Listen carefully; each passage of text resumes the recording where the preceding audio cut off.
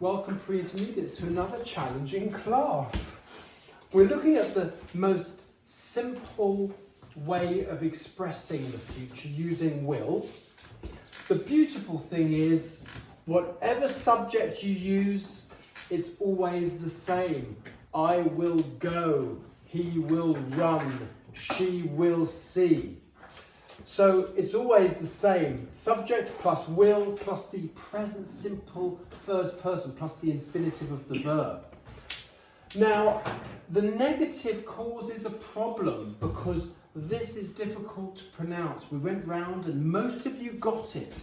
It's won't, won't. So it's this won't. And the problem with the pronunciation is sometimes it sounds like want and it's wrong. It has to be won't. So why don't you just say will not? It's easy. And we can do that until we get that pronunciation. You know if you do this right, because we've been through it individually together today. Now, why do we use this? We use it in its most basic form. We use will for things we expect to happen, for things that we think will happen. Okay, so I think England will win the next World Cup, so I think, oh, that's what I think will happen. Yeah, in whatever year it is.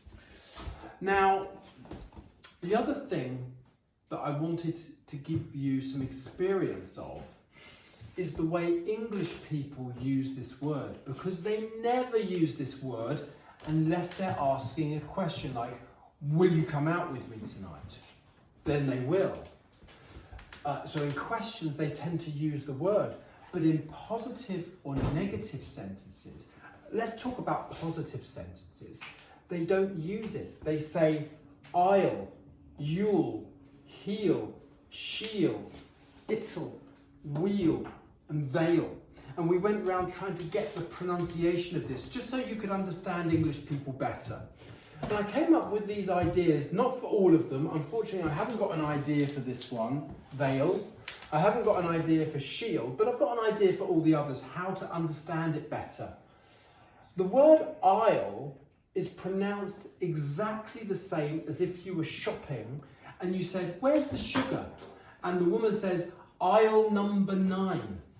Aisle number 9. It's exactly the same pronunciation. Have you ever been to the Isle of Wight or the Isle of Man? It's the same pronunciation as the short form of I will, I'll. Yule, well, some people say Happy Christmas, but some people say Happy Yule or Happy Yuletide or something like that. So that's a nice way of remembering it.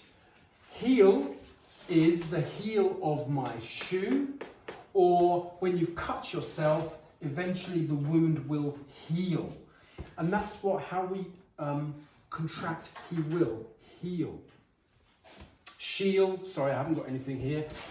It'll is like the word little, just without the L, it'll. And finally, wheel is exactly the same pronunciation as the wheel of a car or the wheels of a car. Wheel, wheel. And they'll, sorry, I haven't got anything there. So just some forms for you here so you can see there will be lots of tourists because we were talking about holidays on the lesson today. Negative, there won't be lots of tourists. Notice how I always use the contraction for will not. I tend not to use will not, but I should learn for you guys. There's another way, of course. You can contract this and say there'll be lots of tourists. So you can contract any will in a positive sentence. To make a positive sentence into a question, you just turn round these two. There will be a lot of tourists. Will there be lots of tourists? And of course the answer, yes there will, no there will not. Always listen. Will it be hot? Yes it will, no it won't. Will she go? Yes she will, no she won't. Will there be lots of tourists? Yes there will, no there won't. We always have to use the same subjects. Will Peter come? No, Peter won't come, or no, he won't. So we don't always use it sometimes. We change it to the actual he, she, or it. that's about all I can think of, except to say that we also played with would just for a moment, just so you could hear how English people say it. I'd, you'd, he'd, she'd, it'd, we'd, and they'd. We contract it so you never hear the word would as well, which is a bit of a pain. I can only apologise for English people. Sorry. Thanks.